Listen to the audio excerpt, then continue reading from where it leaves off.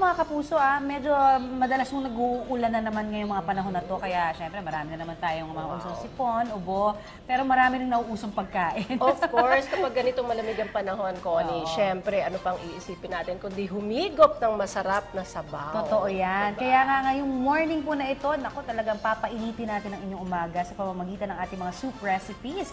Umpisahan na natin, syempre, nandyan ang corn soup, kalabasa soup, di ba? Yung pumpkin soup, ang sarap yan eh. Paborito ko lahat ng sinasabi. At yung chili beans. Wow! Nako. At, Connie, balita ko, napakadali lang i-prepare nitong mga to, Napakadali talaga, Doktora. At mga kapuso, hindi na natin patatagalin. Kumuha na ho kayo ng panglista ninyo. At syempre, gawin na ho natin itong ating soup recipes for today. Good morning mga kapuso! Dahil rainy season na, masarap humigop ng mainit na sabaw. Kaya naman tuturuan ko kayo ng mas pina-healthy pang versions nito. Ang mga ibibida sa atin ni Chef Robert, mga sabaw na may mais, kalabasa at kamatis na nag-uumapaw sa sarap at sustansya. Ang ating first recipe, chicken corn soup. At ito ang simpleng-simpleng ingredients: vegetable oil, sibuyas, bawang, luya, chicken breast, chicken broth o pinagpakuluan ng manok, mais, toyo, paminta, asin, cornstarch o gawgaw at itlog. Una, igisa ang sibuyas, bawang at luya. Tsaka ihalo ang manok. Yung manok natin medyo na pre-cook na, so mas mabilis na siyang maluluto. Sunod, hahaluin na natin ang ating chicken stock. Pagkatapos nito, ihalo na ang mais. Pagkahalo natin dito, pakukuluan lamang natin ito hanggang maluto ang ating corn, pati ang ating chicken. Ayan, after na maluto ang ating corn and chicken, pwede na tayong maghalo ng ating iba pang mga sangkap na panlasa. Ilagay ang toyo, kaunting paminta at asin. Gagamit tayo ng cornstarch na hinalo sa tubig. Ito ay magsisilbing pampalapot ng ating sabaw. So, basagin lamang natin ang ating dilaw ng konti. At pwede na natin siyang ihalo. Dahan-dahan lamang natin siya ihalo.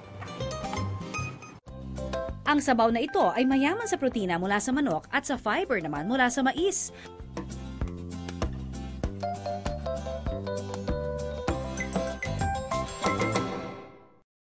Ang ating susunod na soup recipe, itong squash soup with ampalaya leaves.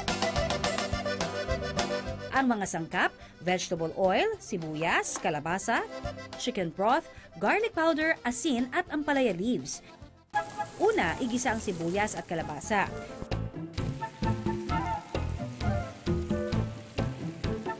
After na natin magisa ang ating kalabasa, pwede na natin ihalo ang ating chicken broth. Dapat lang makover niya ang ating mga kalabasa at isi-simmer natin siya for around 15 to 20 minutes hanggang maging malambot na ang ating kalabasa. Kapag malambot na ang kalabasa, ilagay na ang garlic powder at asin. At dahon ng ampalaya, tsaka pakuluan ulit. Bukod sa mataas na beta-carotene, mayaman din sa potassium ang kalabasa, na maganda naman para sa ating heart health.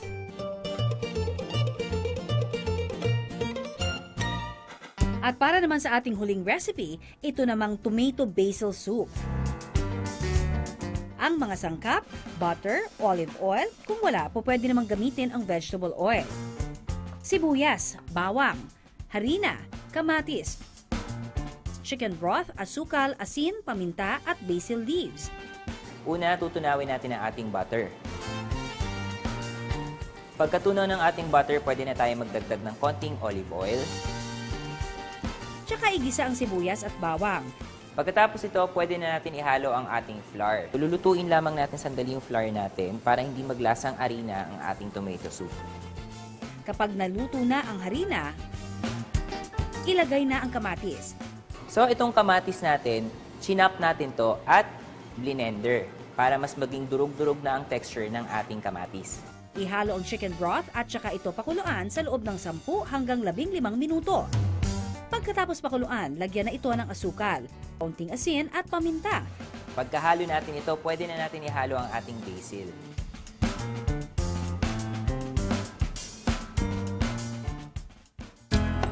Ang kamatis mataas na sa lycopene, may vitamins A, C at E pa.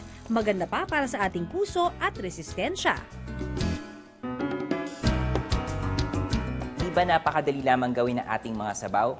Hindi lang yan masarap, siguradong masustansya pa. Kaya naman mga kapuso, enjoy!